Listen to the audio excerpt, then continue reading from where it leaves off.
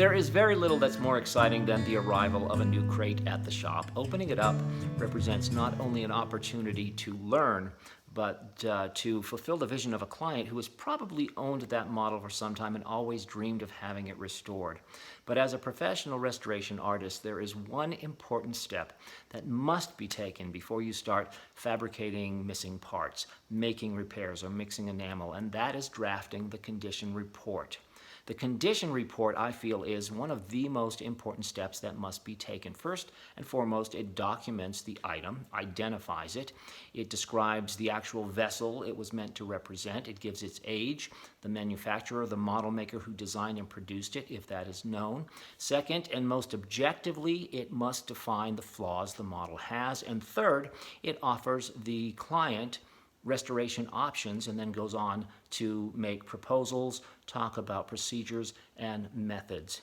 Now, when you're dealing with an item that has some historical importance, you should be cognizant of the fact that somewhere down the road in this model's life, you will no longer be around to describe what you did to it. And it's possible that some of the processes you used may need to be reversed. But bottom line, at least I feel, what is very important is that the historical record is maintained. And if you can add some history to the model, all the better. Also, as a technician, you need to know exactly what it is you have, and if you have the skills to complete the restoration, the knowledge, the tools, the facilities, all those things are important. Also, what is feasible for your client and what isn't. Using the Rotterdam as an example, unlike most travel agency models from the middle of the 20th century, which were composed largely of wood, this one is brass. She's a magnificent metal model built by a master craftsman, a company that, by the way, is still in business, still making wonderful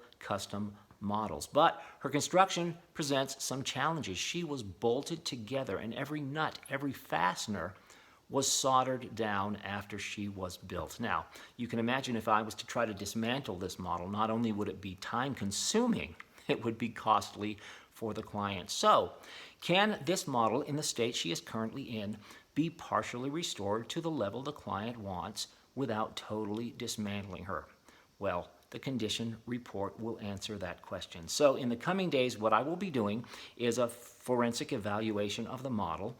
I will be describing her in great detail. I will be recording all her measurements. I will be documenting any loose parts. I will be creating a catalog of parts that are missing, basically creating an overall comprehensive picture of the model in text. And I will be using photographs as well. So it's going to be interesting to see how this restoration progresses, and by the next time you see another video, I will have presented the report to the client, and he will have responded and told me what degree he wishes the model restored to. I may have completed cleaning and probably some preliminary dismantling. So if you have any questions, please post them in the comment section below. It will be great to have you along as I take this fantastic brass model of the beloved Rotterdam and, as she very much deserves to be, bring her back to life. My name is Aaron Matthew. Thank you so much for watching.